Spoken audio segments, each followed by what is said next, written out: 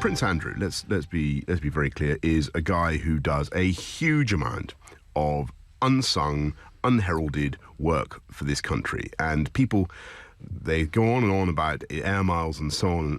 Actually, I've seen that guy get out there and sell this country, try and help British firms to get business around the world. He does a huge amount of good and a huge amount of hard work. So if you ask me whether I have sympathy for him, of course I do.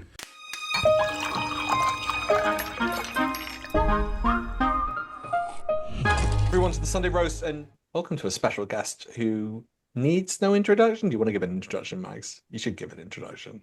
Sure. My name is Max. I used to be on the Sunday Roast. I have a YouTube channel where I talk about British politics. And I used to talk a lot about Brexit, but I've moved away from that to a lot of other topics. Thanks for having me on. Welcome back. And our first topic is Brexit. That's the topic everyone's talking about this week. Welcome, co-host Liz. How are you? Welcome to me. Welcome to you, co-host, and Max. Lovely to see you. Prince Andrew. Ah. Is Prince Andrew going to bring down the Epstein protectors in the United States? And is he going to bring down the royal family? You think? First of all, Max.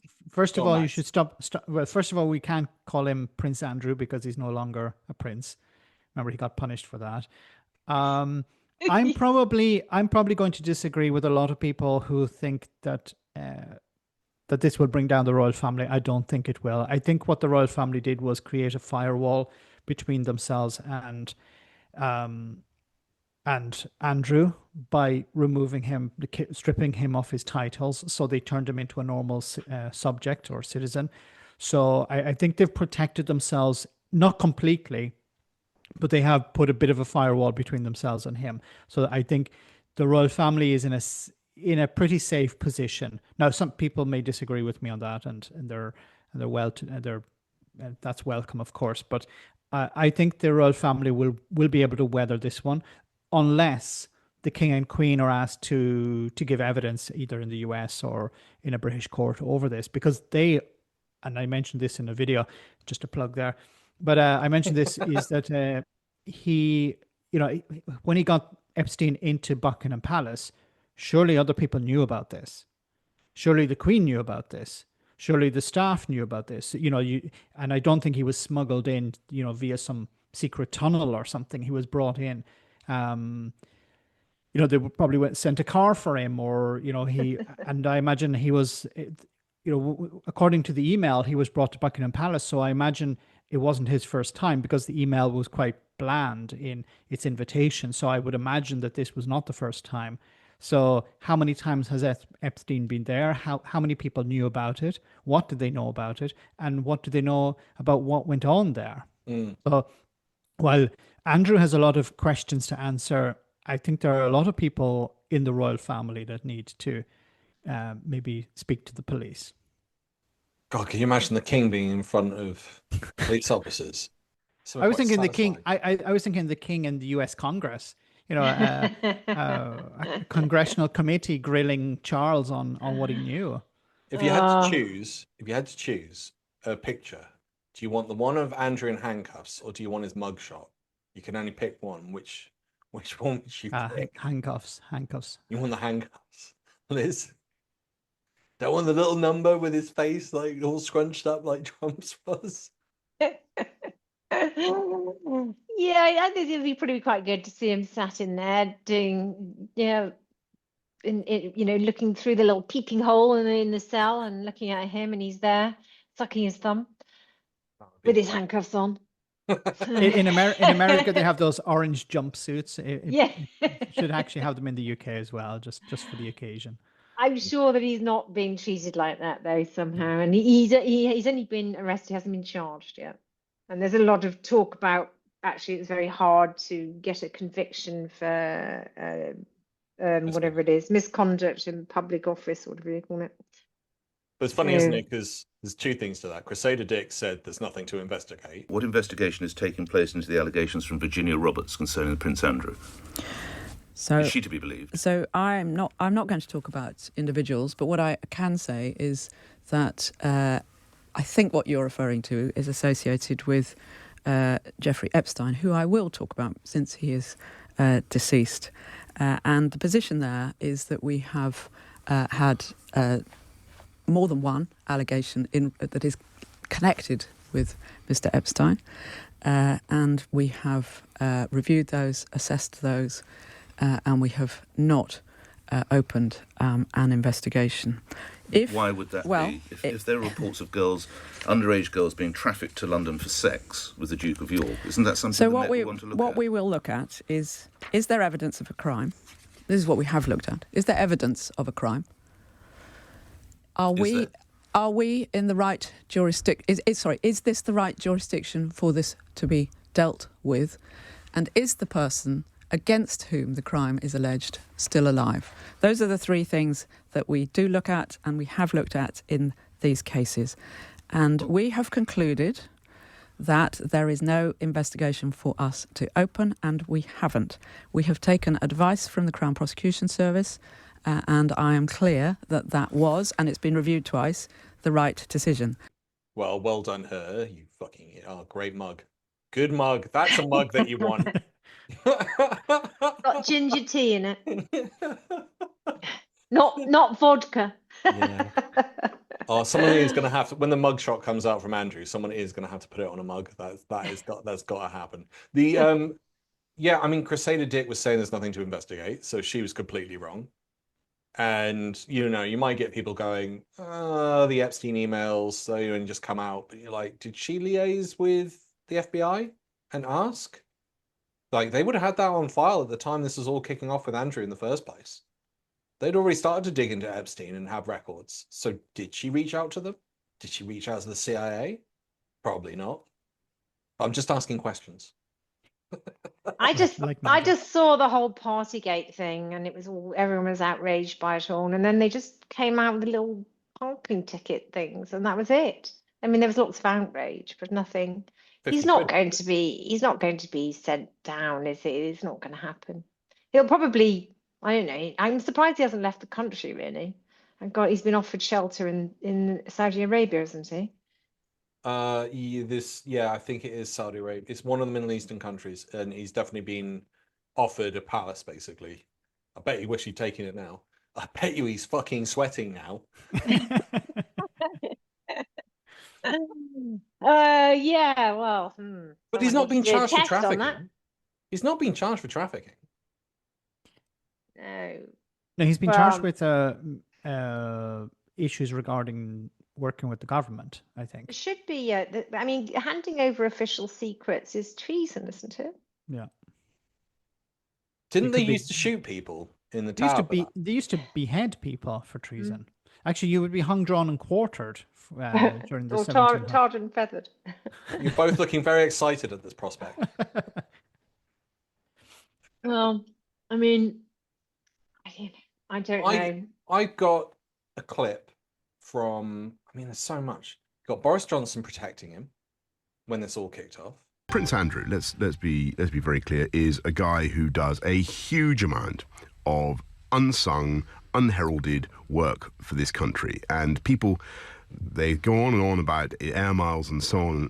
Actually, I've seen that guy get out there and sell this country, try and help British firms to get business around the world. He does a huge amount of good and a huge amount of hard work. So if you ask me whether I have sympathy for him, of course I do. So parking him on the sidelines isn't great for Britain, then, is it? Well, I'm not convinced, by the way, that he is parked on the sidelines. I think that he does a great deal, as I say, of unsung and unheralded work, and he's a very we need him back out there, not familiar and welcome figure in the governments and countries around the world, because he helps to open doors. And we may think it's bizarre, but somebody who is the second son of the Queen is felt in many parts of the world to be an interesting and significant figure, and they want to receive him cordially, and then people who come with him are they want to hear what business suggestions they have, and I think that people should respect that.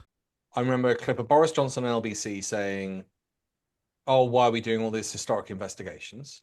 Because I think an awful lot of money, an awful lot of police time now goes into these historic offences and all this malarkey, and 60 million pounds I saw was being spaffed up the wall on some investigation into historic child abuse and all this kind of thing. I mean, what on earth is that going to do to protect the public now? What the people want is to see officers out on the streets doing what they signed up to do.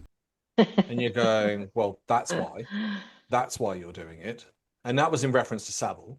Then you got a kicker within that. Charles's best mates with Savile, and Andrew's best mates with Epstein. But we're being told, don't look into it, and the police aren't going to investigate. But the other kicker is, actually there's two. Channel 4 claimed they had 6 victims that they found. Well, tonight, the Met is also under pressure over a far more recent scandal. An investigation by this programme into the notorious sex abuser Jeffrey Epstein and his alleged partner Ghislaine Maxwell has found multiple claims that the pair targeted, groomed, trafficked and sexually abused at least half a dozen young women in the UK over a 10-year period. That's just the journalists. UK victims, not American, UK-based victims. And what's happened with that? Not heard anything from the police on that. But there's also, because you brought up the Queen, I think there's stuff about the Queen in the Epstein files. Like people have started to piece together that she was backing Andrew regardless and paid it off. She had no qualms with it and everything else.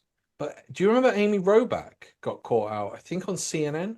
I've had the story for 3 years. I've had this interview with Virginia Roberts. We would not put it on the air. First of all, I was told, who's Jeffrey Epstein? No one knows who that is. This is a stupid story. Then the palace found out that we had her whole allegations about Prince Andrew and threatened us a million different ways. We were so afraid we wouldn't be able to interview Kate and Will that also quashed the story. And then Alan Dershowitz was also implicated in it because of the planes. She told me everything. She had pictures. She had everything. She was in hiding for 12 years. We convinced her to come out. We convinced her to talk to us. It was unbelievable what we had. Clinton, we had everything.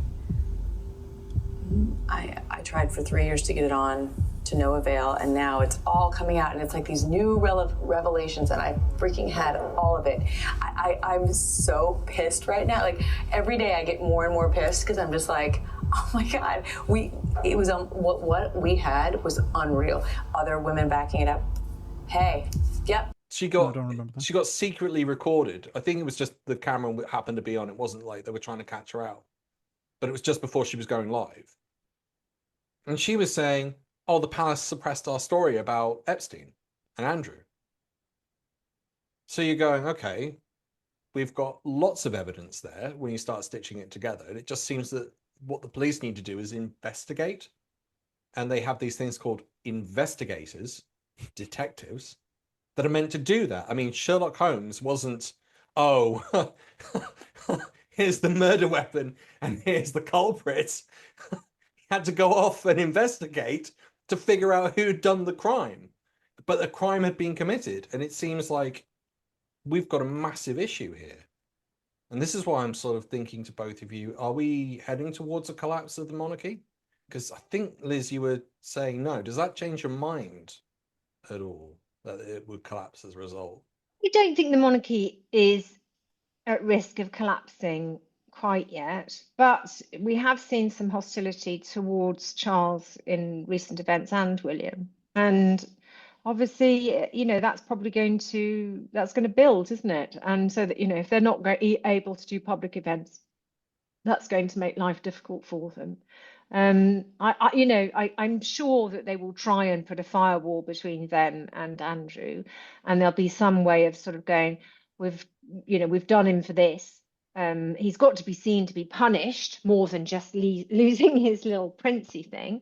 But I don't know how they've had a long time to prepare for this. Let's be honest. It's been here in the background for years. And instead of dealing with it, they've just let him carry on doing more and more and more. And now it's just a toxic mess. I mean, it's like actually just letting all of your sewage back up into your back garden, isn't it? And not doing anything, and suddenly getting out there and go, oh my God, I've got an awful mess to sort out. How do I do it? So I honestly wouldn't like to hazard a guess what comes next. The only thing that I think does happen in these cycles of outrage is that people eventually get exhausted and bored and they move on. And they also, the boiling frog principle is that, you know, the sort of outrage becomes, you become outrageable because you've been so outraged. So your sensitivity is you know, lost. So you can see that happening as well. And I guess it also depends what happens with Trump. If Trump then if all the allegations of Trump eventually are brought into the focus, then that probably would take the focus away from the royal family a bit. So I don't know. I think they're wanting to look as if they're dealing with this on the front foot at the moment, from what I've seen and I've heard from the authorities. But I'm sure there'll be some middle ground where he'll be seen to have something done to him, but it won't be. He's not going to be serving time, is he? Like Jeffrey Archer did. What do you think, Max? No, I agree. I agree with Liz. I don't see him going to jail, and I agree 100%. The people become immune to a lot of this. So, and of course the Trump factor as well.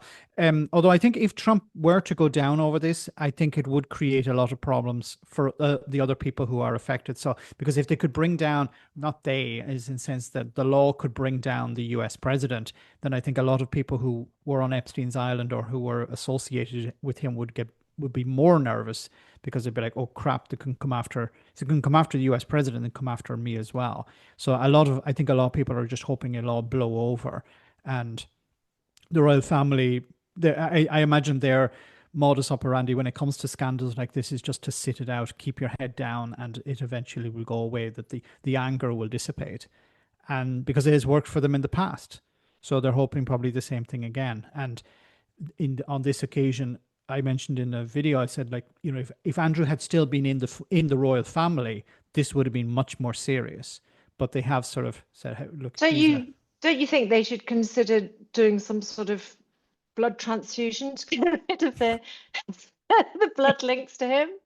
Because just losing his title really isn't. No, it doesn't make me feel as if he's any less of the royal family. So I don't know if that actually works. But yeah, I don't know.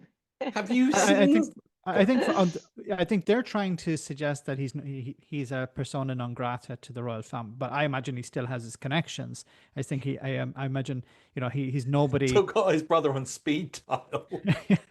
So I think living in one of the royal, we know which taxpayers you know, also help in the lodge there. So I don't know. God, there obviously is an element of concern because he's the king's brother, and they must have been aware of what he was up to. This isn't new to them. They must have known a lot of what he's been up to, I'm sure. Maybe not the ins and outs, but I'm pretty sure they know a lot of what he's been up to. I mean, they paid all of the money to Virginia whatever we pronounce her name, Giuffre, and so they wouldn't pay that money. If your brother came to you and said, "Oh, I need 12 million," you're going to want to know why. You're not just going to hand over 12 million. So they must know what he's done. So for ages, I guess they've had some sort of an idea. I guess they didn't realize that. Maybe they thought Trump getting in would stop all of this information coming out. I don't know why they thought that, but they're fucking stupid, and he's fucking stupid. Like, he can't keep this out. He hasn't got the brain power to do it. I'm sorry. Like, you need to be really sharp to be able to hide something like this. He's not going to be able to do it. I mean, he's released the files.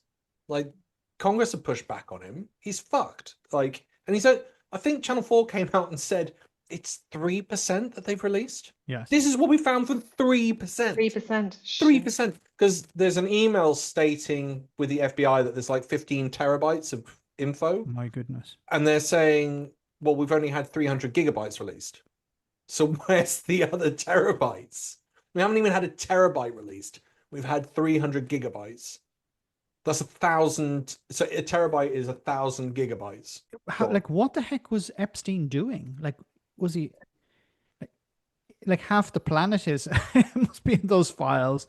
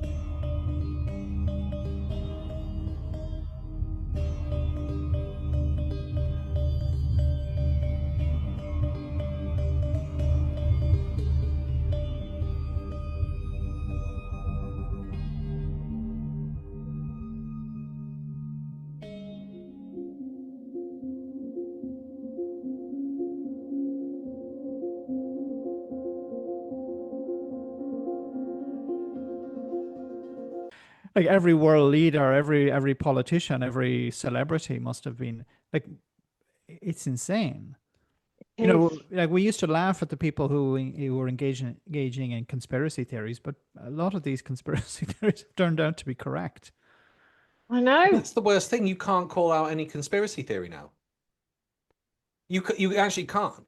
There must be loads of people that work there, though. He couldn't have stored all of that data on his own. That needs a lot of management. So there must be loads of whistleblowers. But I mean, let's be honest, they probably don't want, the authorities don't want the whistleblowers, do they? You know, it's just such an incredible mess. I don't know. I mean, it makes the Profumo scandal look like nothing, doesn't it? What's the Profumo scandal? You don't know what the Profumo scandal is? I might do, but might know it as a different name or recognize the other people in it. What, remind me?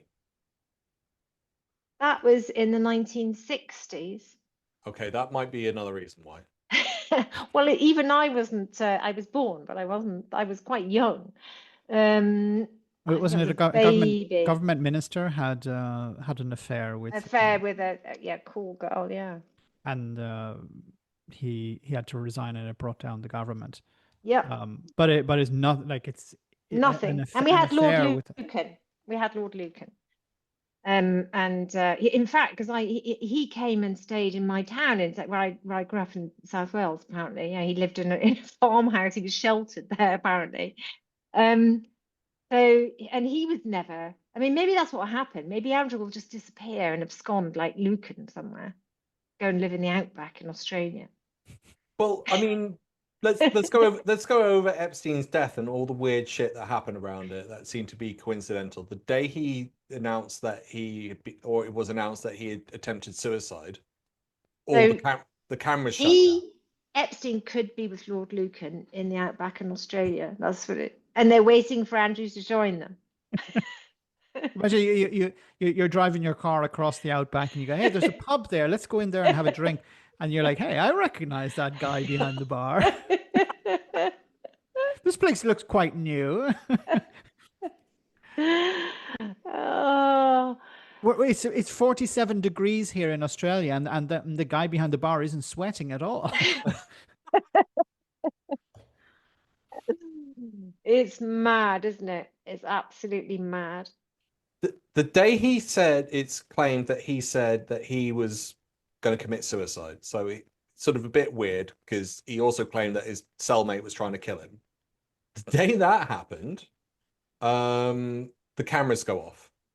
And the cameras come back on about the day after he's dead. So over that 14-day period, it's off. As soon as he does that.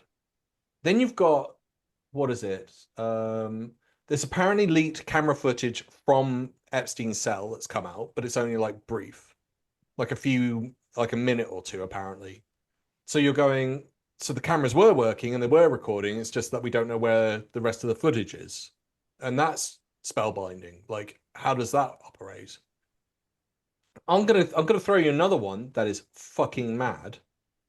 The first time he goes into jail, did you know that his company Zorro won the lottery, the state lottery?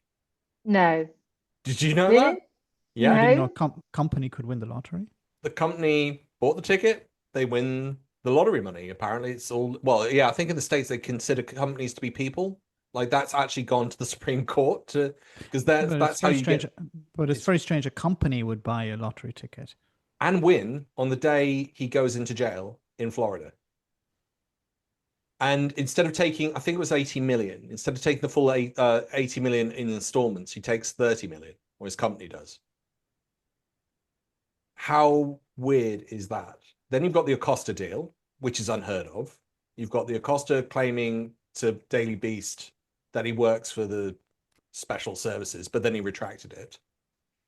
You've got all the other weird stuff that happened when he was in prison. Like they said, the second time, like no one was around in his cell, and then we find footage of someone going up to his cell at around 10:30, but no one knows who it is.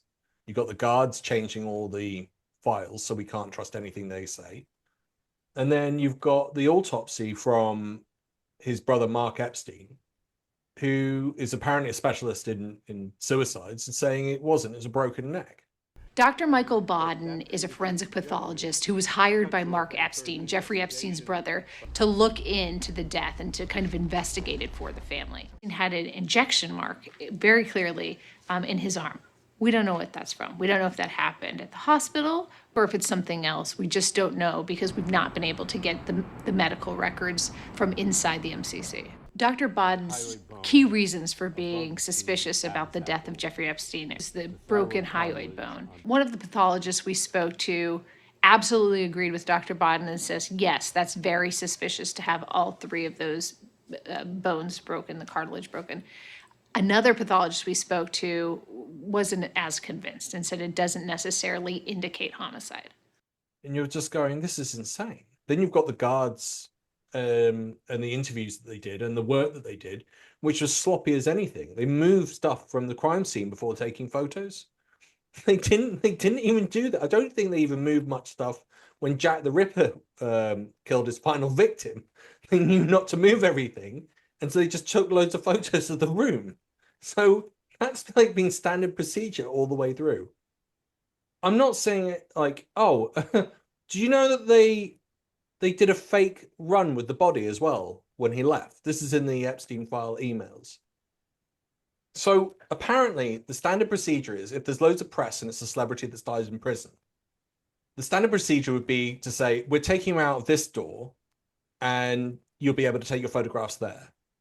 And then they take him out of a different door so they can get it straight into the car and take him away. They didn't do that. According to the emails, which I think was from the FBI talking about what had taken place. According to the emails, they did a dummy body and put the real body into a different car. That's according to the FBI's inspection into what took place at the prison. The whole thing is, like, if you were doing it as a conspiracy, that sounds like how you do it. But you go, that can't be a conspiracy. This is too crazy. That just means they're so fucking incompetent that they left a trail of evidence that made it look like a conspiracy. Like, that's what we're dealing with here in terms of unpicking all of this. Have you heard of any of these facts? Are you just going, this can't be true, this is too insane?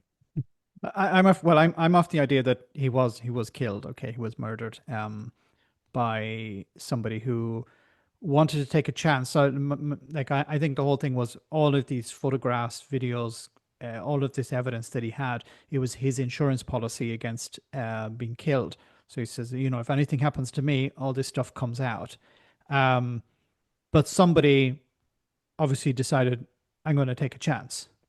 And somebody with a lot of money, a lot of influence, was able to pay somebody to go into the prison and maybe corrupt the governor to make sure that the files were, the camera was switched off and all of this. Like, you need somebody with a lot of power to do that, and to get rid of him. And I think that was it. And then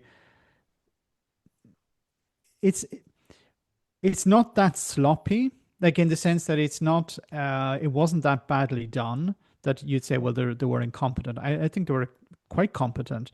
We haven't seen any autopsy footage. We haven't seen any real images of him.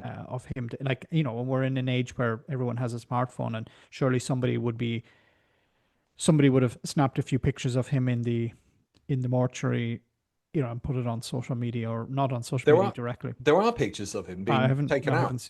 And the real conspiracy theorists have gone mad over it because they're going, the nose is different, like it's slightly bent. And they're saying that the ears are different, like the design of the ears. And you're going, oh my God, I can't. So then I don't know how you got the patience to go through it all. Oh my God, it's just... You've got rumors and you've got people putting up photos of him in Israel. Like, there's one of him with long hair and a beard. That was actually AI. It was proven to be AI. But that's what I assumed. I thought it was going to be. Sorry, Max. Yeah. No, there was the person who put it up. There was even a little AI watermark in the bottom right corner of the video of the clip. And also of him just walking around. I would imagine he wouldn't be just walking around. He would be, hidden away somewhere, living out of pizza boxes and stuff like that. But it's I think it's quite simple. So he had dirt on very powerful people. That was his insurance policy. And then somebody said, look, somebody got really nervous about all of this, and they said, look, I would prefer to take my chances than for it to come out later on. So maybe we can get rid of him and put this issue to bed. And a lot of people would be happy about that because they believe that, Trump is in it and he's president. Probably these files are not going to come out. They probably believe that they would be able to keep it covered up and just distract the public with other things as they normally do, and this would just all blow over. Did you see the picture? Just because you said that, have you actually seen the cellmate he had? Have you seen pictures of him? Of his cellmate? He had a cellmate just before. No, I didn't know he had a cellmate. No, I saw pictures of the cell and it was an absolute disaster. No, it just looked like there was a struggle. It looked like there'd been a struggle in the room. So obviously, but then then that buys into the sort of counter narrative, which would be, well, if you were professional, you'd have the place clean. So you just have him, why would he tidy up? Like, why would he make the place a disaster and then commit suicide? Or why would he, I don't know. I honestly, you could approach it from pretty much any angle, but it makes more sense that he was murdered. Like, there's too much on that side of the scale than to say that it was just a suicide. I believe he was murdered. Yeah, I think definitely murdered. Just to go back, I'll pry more with you, Liz, on that. Just to go back on the cellmate. The cellmate was an ex-police officer charged with a quadruple homicide where he killed a drug gang. And I swear to God, his arms are the size of my head. He was roided up, skinhead, crazy guy who apparently hated pedophiles. Oh, well, maybe he killed him then. He apparently was taken out of the cell the day before. Where is this guy now? Still in prison, and according to the FBI, this rabbit hole continues. According to the FBI report, there is a claim that this guy called Taglioni, he's claiming that Epstein was telling him about Tony Blair being in an orgy. You can't make this shit up. It's fucking insane. I don't believe that they would have used a guy like that to kill Epstein because he'd be too unreliable. He'd be professional. Because as you see, anyone who watches any crime documentaries, a lot of people get caught because they brag in prison. So, if he had killed Epstein, somebody who was brought in from outside, somebody paid a massive amount of money. You go in there, this is what you need to have your plan in place. We'll switch off the cameras. You go in there, get rid of the guy, and out you go. And we'll deal with the body after that. And that's the guy going up at 10:30, do you reckon? Yeah, or maybe it was somebody, it could have been a distraction. Somebody else goes up there at 10:30 just to check everything is okay. There's nobody about, because you'd need to have a number of people on board. You would need to have all the staff of the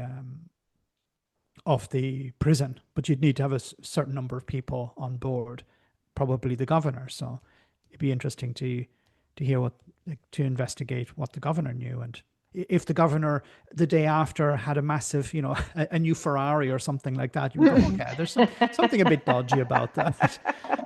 I'm going to push here and go, I wonder if we track them, are any of them going to win the lottery?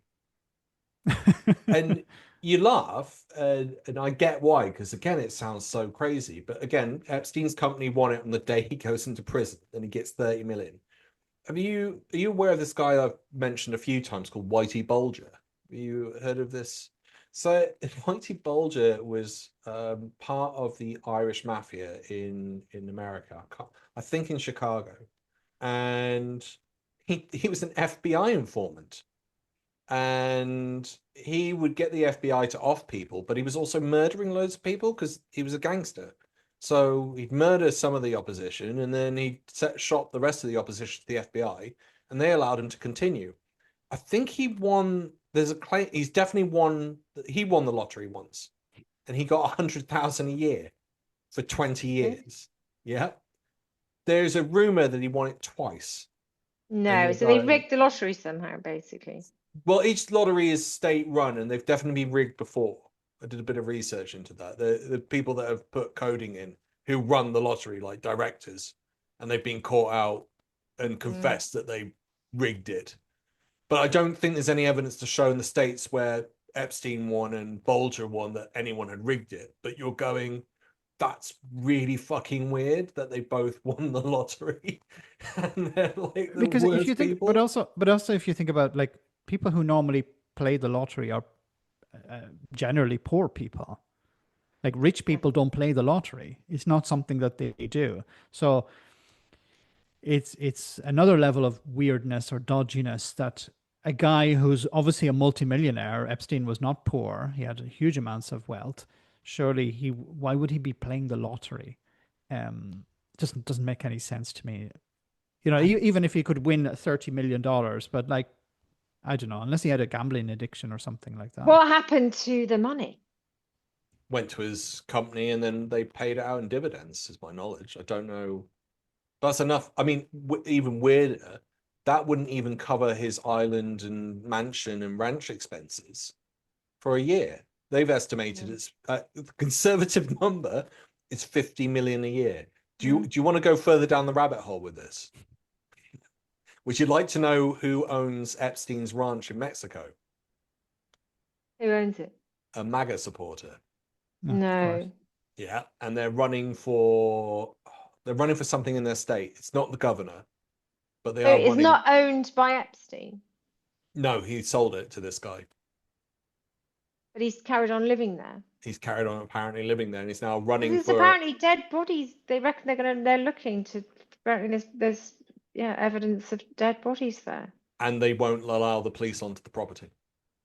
No, really? Mm-hmm. Well, surely the police can get permission to get on the property. Yeah, if they get the right judge. The court order, they got a court order, no? But I then thought to myself, what happened? Like, just humor me a bit. What happened to Fred and what's the other West called? Fred Rosemary. And Rosemary West. I've been talking about them. What happened to their house? Did they defect to reform? I'm not sure. Did they?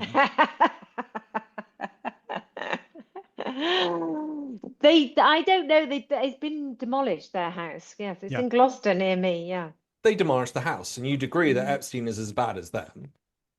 And someone's been allowed to just buy the house. H.H. Holmes, so you want an American example, H.H. Holmes had this crazy murder house. Again, I think in Chicago. Basically, he's actually a contender for Jack the Ripper. That people think that he might have been him because he was traveling around the same dates. But he had this fucking crazy hotel that he built with different construction workers. So once you were in, you couldn't leave. So they reckon he killed hundreds, maybe even 1,000 people inside his hotel. Can I just be a little fly in the ointment just for a moment? The problem is when it came to the Rosemary and Fred West's house, it was demolished for public relations. Well, not public relations reasons, but nobody wanted to buy it. So it couldn't be sold because nobody would want it. So it remained there for a period of time, and the council, I think, just said, look, get rid of it because it just remained. It just remained. Yeah, and it would just attract I don't know, onlookers or something like that. Or devil worshippers. Or maybe it would just become a bit of a problem. But if somebody were to buy it, as soon as the investigation was over and the police had finished, if somebody had bought it, then it would still be there. Do you reckon? Yeah. It? So that's probably the case with Jeffrey Epstein stuff. Is if somebody bought it, why would you buy it? No offense to Americans, but Americans can be really weird. Not all of you, okay, not all of you, but some of you. Maybe it was a bargain, and maybe they didn't know about the dead bodies. Then there's the other stuff. Why would you buy? Even God, you know what they'd be like. You know, he's just going to go, oh, I can get it on a discount or some fucked up. In Japan, a completely different thing. But in Japan, a lot of young people can't get on the property ladder. But there's an exception where if somebody had died, not somebody taking their own life, but if somebody had died in a flat or in a house, in Japanese culture, that house is tainted. So it's almost impossible to sell it. But a lot of young people are going, yeah, to hell with that. I'm getting on the property ladder, and they're buying houses much cheaper. They're like even half the price. It's a sort of cultural issue. So the older generation don't want to touch these homes, but younger people say, yeah, okay, I'm going to buy it. So you can actually buy it. There was a British guy some years ago who bought a house in Japan really cheap because he didn't give a shit about the ghosts or anything like that, malevolent spirits or anything, and he bought it, and then he'd undone the tainting by living in it. So he lived in it for a few months and then sold it at a normal price. Oh wow! That's so if you live in it, then it gets rid of it becomes clean again. Wow. Okay. I don't know if that works with properties with dead bodies, buried in the garden or anything like that. But that's a different issue. We've got plague victims here. You almost look happy and proud about that. I'm not proud of it. I'm just saying they're here. Yeah, I do. Yeah, sometimes I do wonder if we're haunted. Do some of your furniture move around at night, Liz? I had a really bad dream. I had the worst dream after I went and on Jacob Rees-Mogg's show. He gave me the worst nightmare ever of my life. Honestly, it was really bad. I can't tell you how bad it was.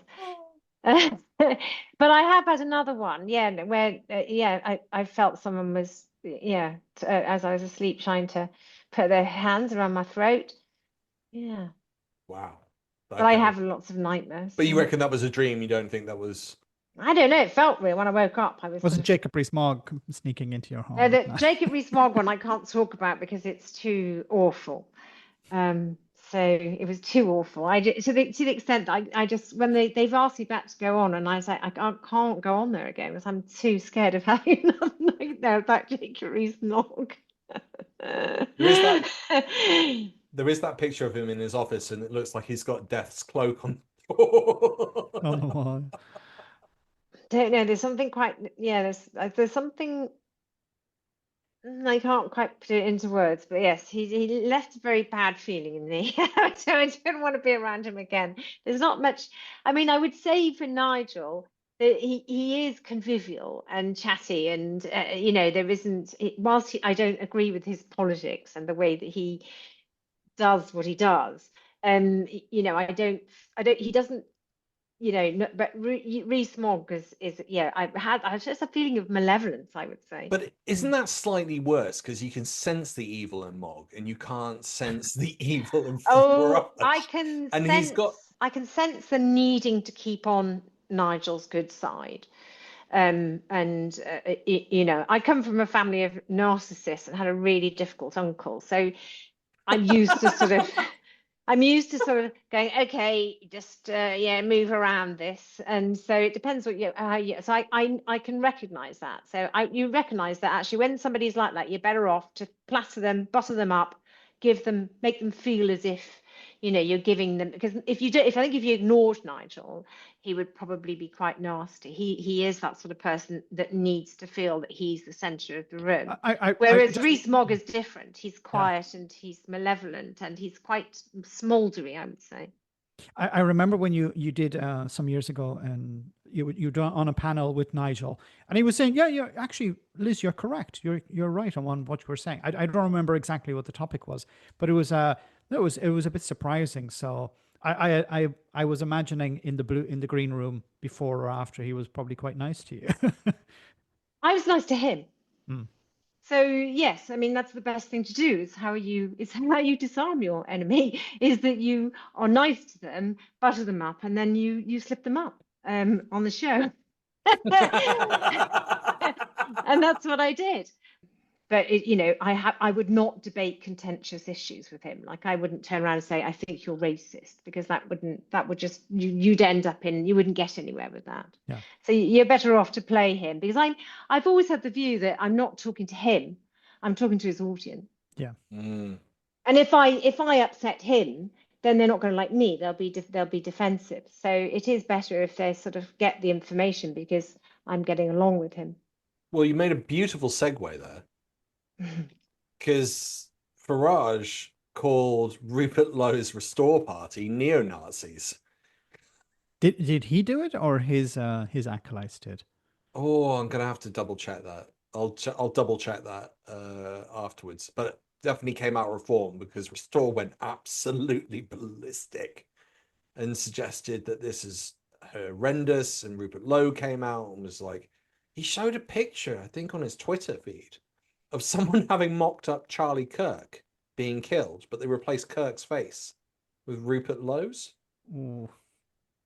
There was an image of Rupert Lowe carrying a wheelbarrow, pushing a wheelbarrow. Sorry, and I don't know if you. Yeah, there was an image. He had his shotguns in the wheelbarrow, but somebody had replaced the shotguns with a councillor from Reform UK who's a Muslim, and on the top it was like deport, and that didn't go down too well, as you can imagine. So I think, just to clarify, was that Rupert Lowe's account? They'd taken the guns out and done Rupert Lowe's account, or is that so? As Rupert Lowe posted that picture? No, so Rupert Lowe or somebody from Restore had posted an image some time ago of him carrying a wheelbarrow with shotguns in it. I think it was following some calls to for farmers to give up their shotguns or something like that. I don't remember the exact context, but it's been an image that's been around for some time.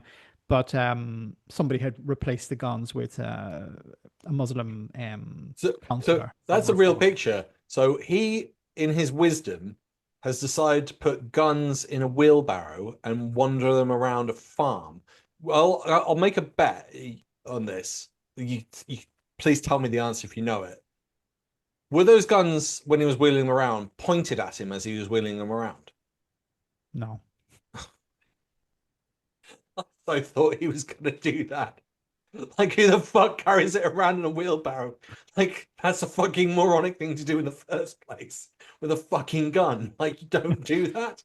Like, you carry around properly. So, like, it just wouldn't surprise me if he'd just gone to the next level. Just to let you know, it says here that it was the Reform UK's mayoral candidate, Layla Cunningham, accused Restore Britain of advocating for a neo-Nazi Aryan race. And then Elon Musk reportedly labelled members of Reform UK as Nazis in retaliation. Well, he's an expert on that. So yeah, I knew. he even is able to do this, the waves and the arm gestures perfectly, I think. I think what we've got at the moment is we've got right-wing osmosis. And they're just sort of moving, sort of between each of the parties. I thought that Rupert Lowe's, I did watch all of it. I thought it was very unsettling. For the farming community, we're all feeling, or my group are feeling quite, very, it's dark and scary, and it's just a really horrible mood to it. It is just why, but he's decided obviously to go for the hardest possible edge. But is that going to, like, when I saw the clip that Rupert Lowe had put up for the launch of the party, I was a bit taken aback, because I understand that he, like, I don't even know if he's a real farmer, because how can you be a farmer? Of course, he's bought a farm. Yeah, he bought a farm, like Jeremy Clarkson. He's a financier, and he owned a football club, isn't he? Southampton, full of immigrants, by the way. Yeah. I think he had 2 Latvian star players at the time. But this is the problem. People see someone dressed in country wear and with a flat cap, and they go, "Oh, he's a farmer." But yeah, there's lots of different people that wear these outfits. Farage as well. But like I thought the video was quite weird, because it was like appealing to something that doesn't exist anymore. He was like, this idea, well, people need to go to church on Sunday, and go. It's a sort of image of England in the 1940s or the 1950s, 1930s. Yeah, like there was no mention of towns or cities. There wasn't even there was no imagery of traffic or cars or transportation or anything like technology. It was like this.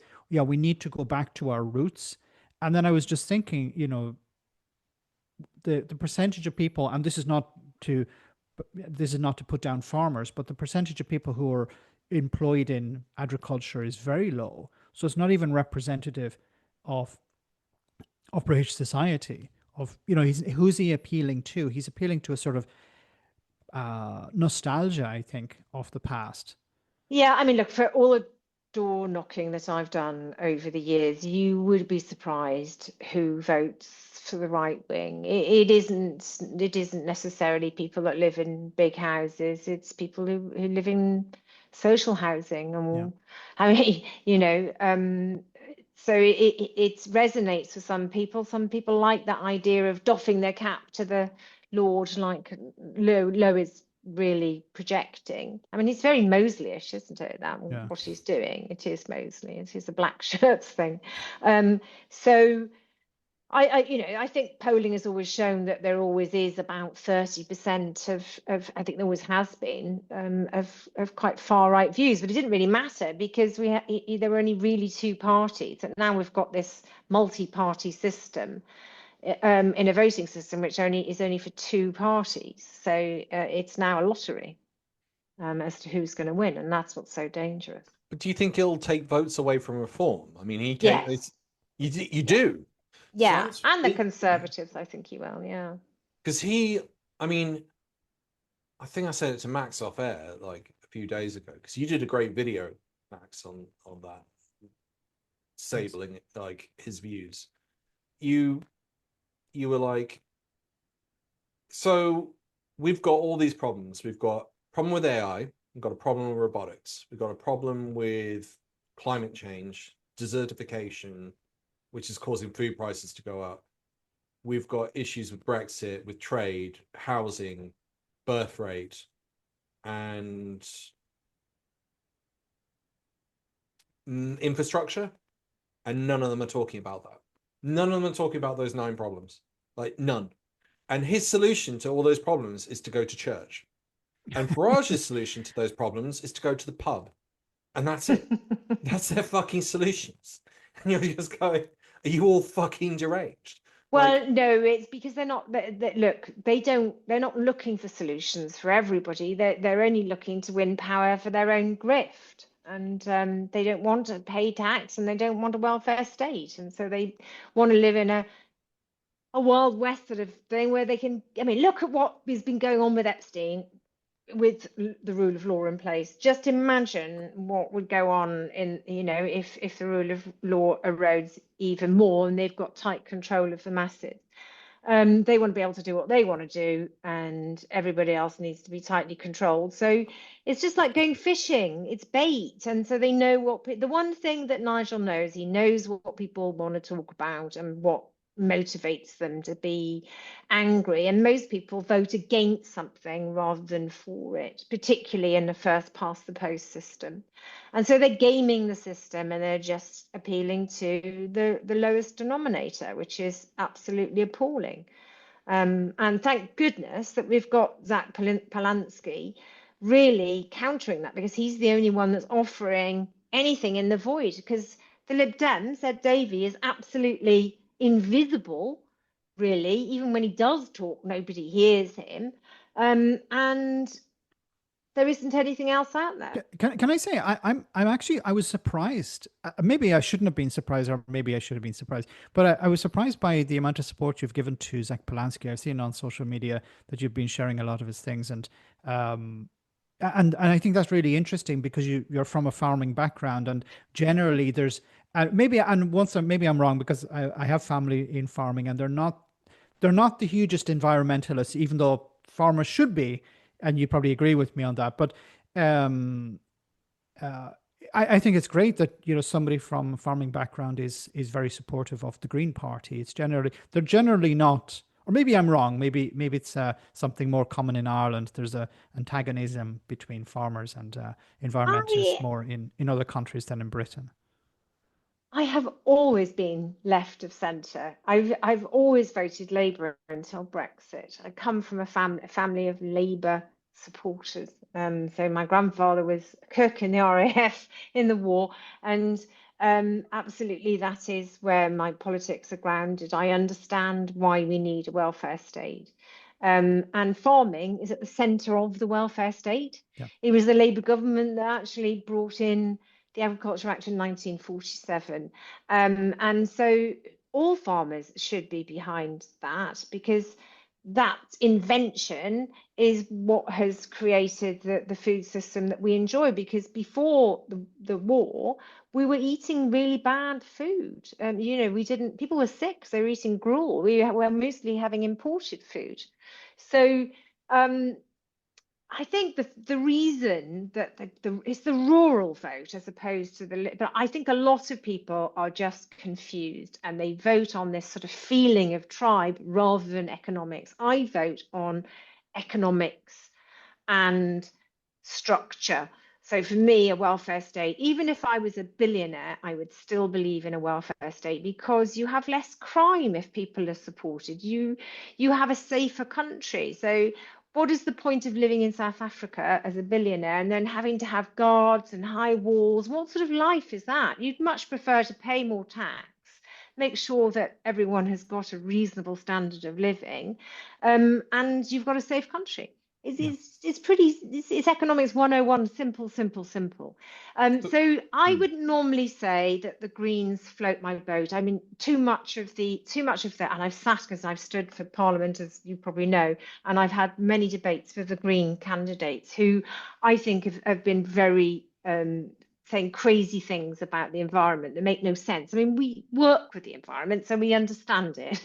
But it's sort of saying, I'm going to try and save the planet because I go and buy my veg from the local veg shop, without understanding that it all comes in and it's not any different to what you're buying in the supermarket. So if you want to be really environmentally awake and save the planet, people need to understand that we need to work with farmers and produce local sustainable food. It's simple. And what Brexit is doing is reversing that and ensuring more industrialized acceleration. So it's delivering the opposite of what people hoped for. And that's how they brought in the coalition to destroy farming. Gove did it very successfully by saying, oh, we'll have this green Brexit. And it was all false. But I am concerned about the lack of some of the policies in the Green Party. I'm not saying I'm going to vote for the Greens. I don't know how I feel. I don't like my Lib Dem candidate because she is what I would say an environmentalist that doesn't make any sense. And I don't think she's got any depth to her. So it depends on who the candidate is. But what I like about Zach is that he's a brilliant communicator. He absolutely is giving a very optimistic, positive message. And I think he's right on a lot of issues. And when they keep saying magic monetary, this is just not, we were in so much more debt after the war, and we created the welfare state then. And so this whole thing of the magic monetary is just it's a scare tactic. And I think we can do lots of things. He wants to rejoin the European Union, but more than anything, in this time where there's so much right-wing rhetoric from Keir Starmer as well, that he's pulling the Overton window back. We're years from an election anyway. But the fact that he's doing this, and if they win in this by-election, which is looking likely, as the Lib Dems won in North Shropshire and the one in wherever, Chesham or somewhere in Amersham, that will have a fundamental change on the Labour Party. And that will mean that, whoever takes over, the MPs and the party themselves are going to go with a more left-wing candidate and stop this Blairite group getting in, Wes Streeting, and because that is our problem. They do not have Labour values. And I mean, I never really liked Blair. I didn't like what he did. I was not his supporter. I forgave him when he came out against Brexit. I mean, I probably agreed with most of what Jeremy Corbyn said, apart from on Brexit. And so I've always been in that area. And I think most British people they're just confused because we've got a toxic media who spaff out all of this stuff, and people get confused about what they actually believe in. We're not given the truth. I was just going to say quickly that what you said makes so much sense about, people are voting against something as opposed to for something. Sorry, Alex, go ahead. It ties in with what you just said there, actually. There was an article saying, if you reduce, I think in a right-wing UK paper, if you reduce immigration, you're going to have to increase taxes. And I thought, That's a really interesting message. Obviously you're going to have to do that, and yet no one wants to talk about it on the right. But then there's loads of stuff that seem to be being missed in the press. I don't understand why no one's linked Bannon and Farage, and no one in the press has asked him any questions about his relationship with Bannon and Epstein, considering they were having all these meetings on camera. Farage is protected by the media. I I don't want to engage in conspiracy theories, but it's like whenever Farage is on TV, he's never really grilled. He's never really held to account. And then he puts on people like Zia Youssef on Question Time, on the BBC, on Sky, and he's not even elected. No, it's like just having a spokesperson go there and speak for reform when there are actually MPs. Like, and he used to go on about the unelected bureaucrats in Europe. Remember? Yeah, exactly. but like Lee Anderson at least was elected.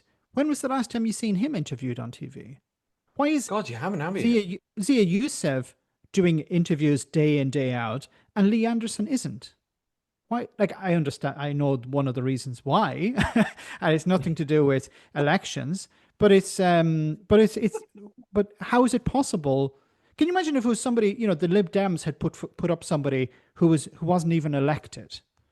People would be saying, why are we listening to this person who's a spokesperson?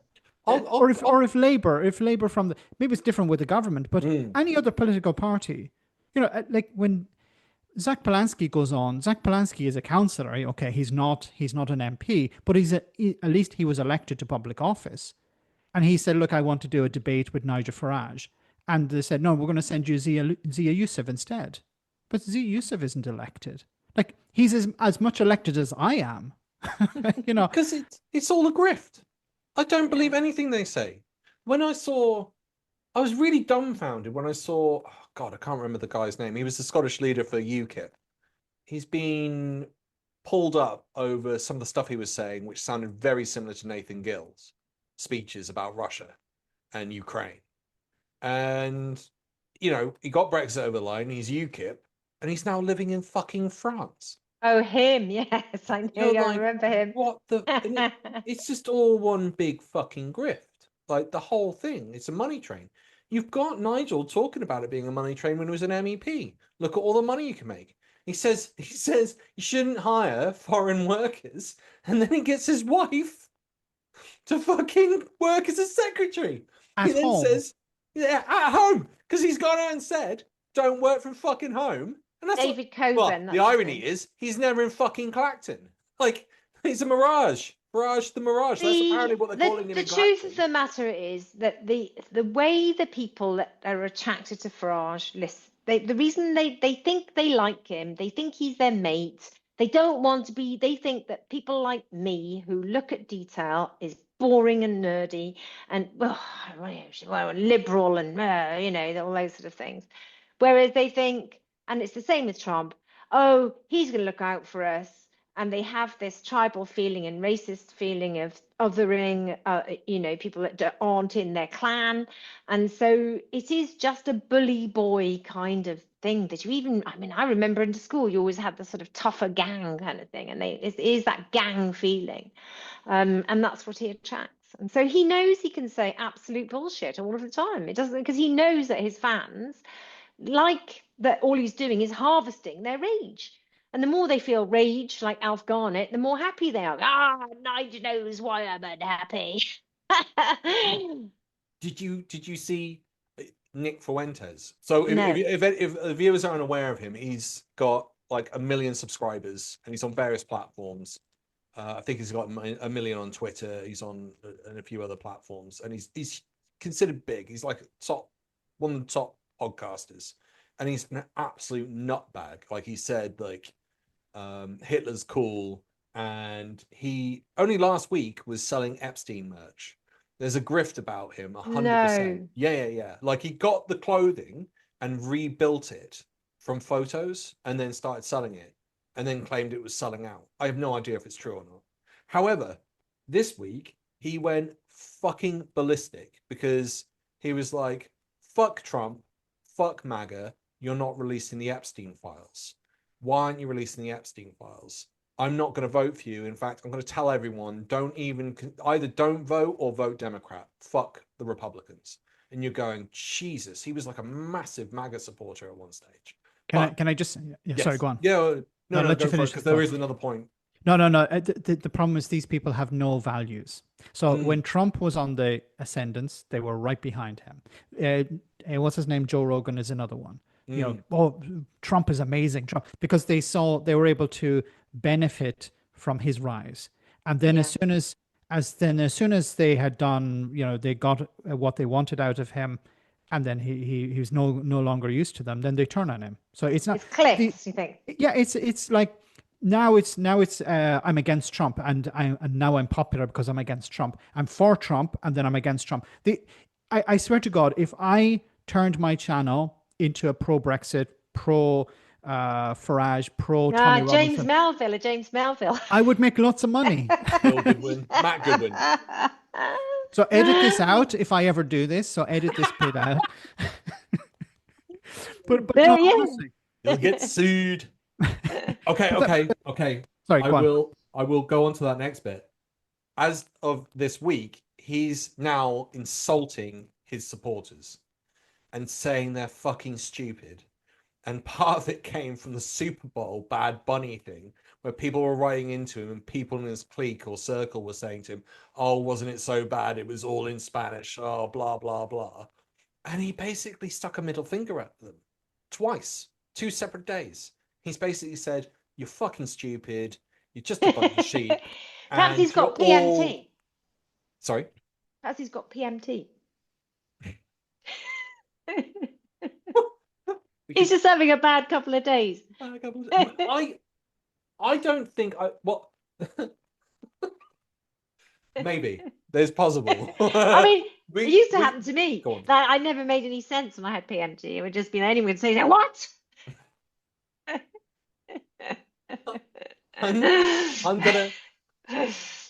I'll just add that he then basically said, I'm done with all of you, and I might even consider just coming out of all this because you're so full of hate. And he was like, this all used to be fun and it was really good trolling people, but all you guys want to do is just hate shit, and that's so basic. Wow. What he fucking said to his audience. I can't think of anyone that's ever done that to their audience before. Like literally insulted them, and he's still getting the numbers. People are still tuning in because similar numbers. So perhaps it touched a nerve on him because he's Spanish Mexican. His dad's half Mexican. Okay, and his mom's quarter Italian. Yeah, so I imagine that probably hit a nerve, but he knows that he has such a massive following. People will follow him.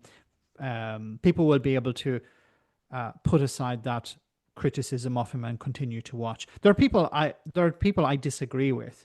But I watch their videos because it's interesting. But I would disagree with maybe some part of their ideology, whatever. But I'm able to watch other stuff because I think they're interesting. So I think there's a lot of that as well.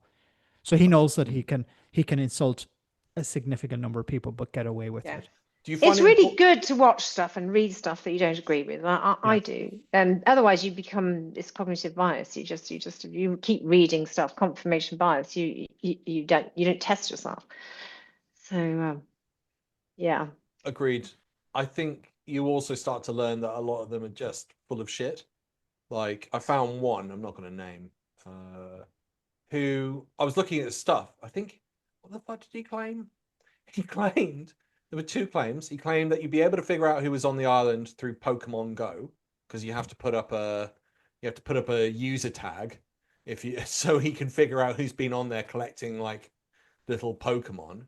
And then he spread a fucking conspiracy theory on usernames. Jeffrey Epstein used to play World of Warcraft and some other game, and he got banned because he was such an asshole and just fucking rude. Shock. And he spread a conspiracy theory, this bloke, being like, the username is still in use, and so therefore Epstein is still alive. And then you go and check the detail. And it's like, no, it's clear that some troll has taken over the name of the account and then started making it look as if it's active. There's a problem with human psychology is that we prefer a bad answer to no answer at all.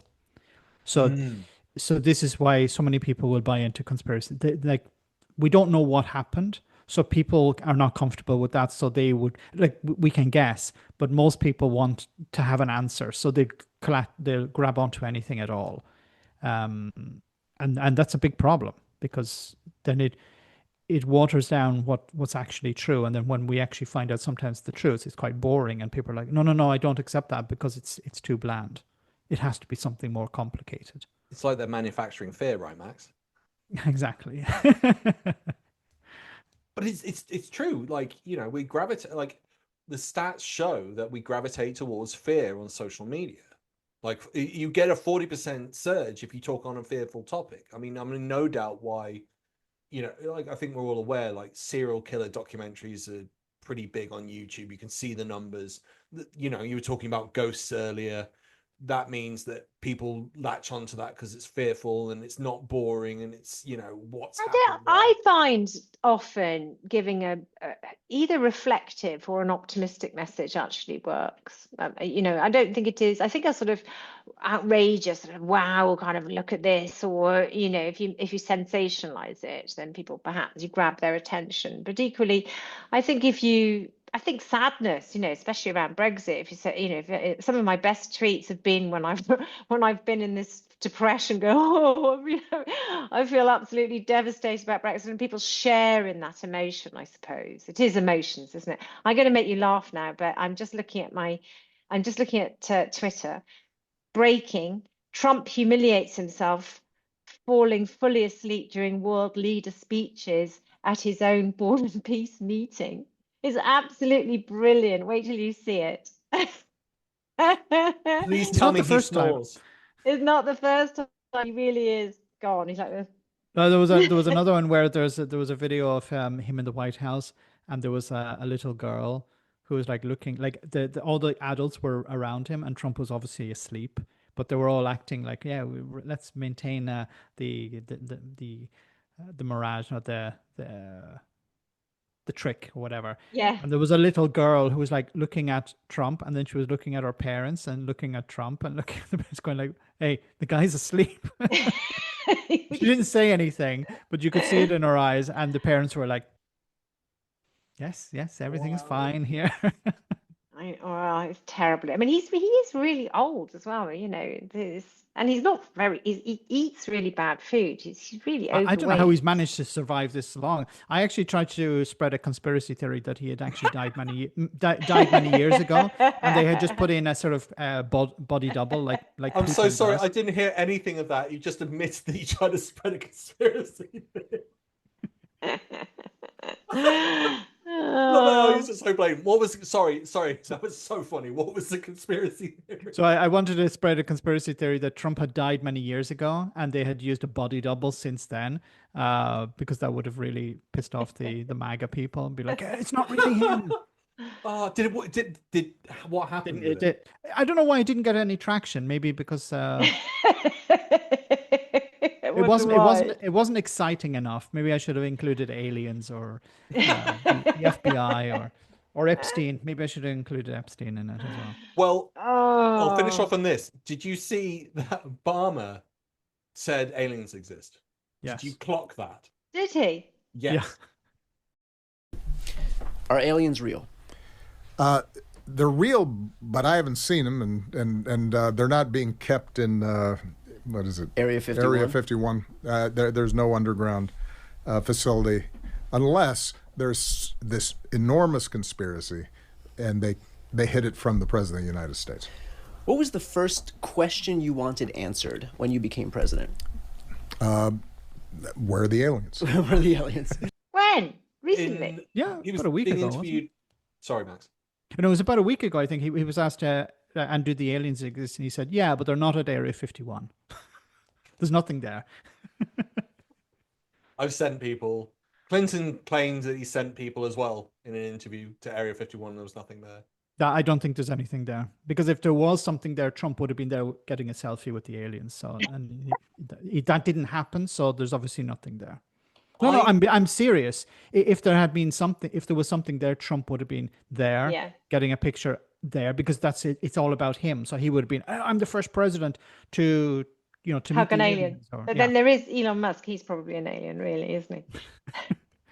He's an illegal alien. He was an illegal alien for a while. Oh.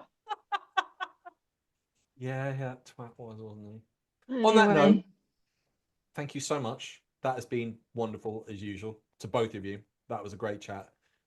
Please check out the links in the description for Max and Liz's channel. Once again, bye. Bye-bye.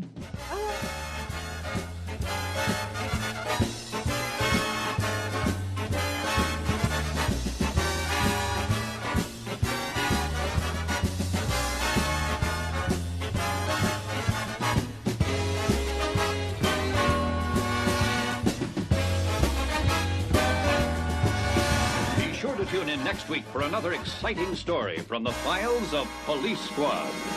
Considering the state of affairs that have taken place, would you rather, if you could only live in these two buildings, choose to live in Buckingham Palace or Trump Tower? Well, I love London, so it would have to be Buckingham Palace.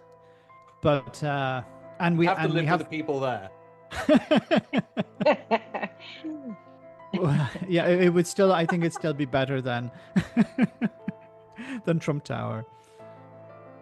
Liz? And the gold elevator. Oh no, definitely Buck Powell. Yeah, it's a good location, and you can park through there. I did go in there for an interview once when I was young. They offered me a job, but they wouldn't pay me enough money, so I said no. But it was good because I could have driven to work, so I was quite tempted. But, you could live in New York. I have been into Buckingham Palace for the interview. Yeah. You could live in New York. Does that not tempt you a bit? No, I don't want to live in New York. No. I mean, I love London, and you've got the best. You've got all of that open space in Buckingham Palace. It's just near Victoria, around the corner, Pimlico. I love that area of London. So yeah, definitely Buck Powell. And also, I really find American accents quite tricky in the long term. I thought you were going to say something else there. No, I mean, the New York accent probably is the better one, but the Americans are very loud and they sort of unsettle me a bit after a while. I mean, they sort of get on my nerves after a while. Sorry, Americans listening, but they're quite loud, and not all of them, but en masse, they're very loud. Sorry, Americans. I look forward to your comments. I feel British, European. I'm not saying I like Americans. I just don't want to live with them. It's like Farage. I'd like to have a pint with him, but I wouldn't like to live with him. Yeah, don't you want to live with him, no? I've got one other question just to ask. Do you think Andrew, if he goes to prison, will die in prison? By suicide or... I shouldn't have laughed there, should I? I'm just sort of going... If he gets jailed, I don't think he's going to live long. He's 66. Well, he was 66 on the day of his arrest. So it depends on what he goes to jail for. If he goes to jail for 10 years, he'd be 76. And I think he's... I'm sort of insinuating the same thing that happened to Epstein, getting whacked, basically. Do you think he'll be taken out? It's not a British thing to do, is it? I think you can't underestimate the amount of pressure just even going through being arrested, and then if he is charged and going through a trial and what that will do to him. I think it will be incredibly difficult, but I'm sure you just have to bear in mind, Mandelson wrote to Epstein and said, "Oh, Maid, it's such a shame. It wouldn't happen here." And what was he saying then? As in, we can make things even more. We can manipulate things more here. So I'm sure that they'll cushion it for him as much as they can. He's not going to go into he's not going to go into Wormwood Scrubs, is he? So they'll find a middle ground somewhere. There'll be some way through it. Or they'll fake his suicide and he'll go and live in Australia with Lord Lucan. I mean, that would go on. They probably would prefer that. Let's just be honest. And months of waiting for a trial, and imagine how long it's all going to go on for. It would be if the if I was in the royal family, I'd be thinking, how can we get rid of this quickly? So he could go on a ferry to Belfast, and then he cross into the Republic, and then he can escape. Grow a beard. End up in now Israel. Well, as I said, Lord Lucan came through to Porthcawl, and then they reckon he went out through down further west and over to Ireland. That's how he got out. So, wow. Yeah. Well, we joke about this, but the rat line that ran after World War II for all the Nazis. Yeah. And they weren't random, low-level guards. These are fucking high-profile Nazis that got out. And they traveled all the way down south, through the Alps, into Italy, using monasteries by the looks of things, and then into Spain. I mean, if that lot there was a lot of chaos towards the end of World War II, so it would have been. That's true. It's a bit more difficult for Andrew if he turns up at the airport saying, "Hey, I'm not really. I know I look like that guy, but I'm not. Honestly not that guy." Look, the name's different. It doesn't say Prince in the passport. See. Bye.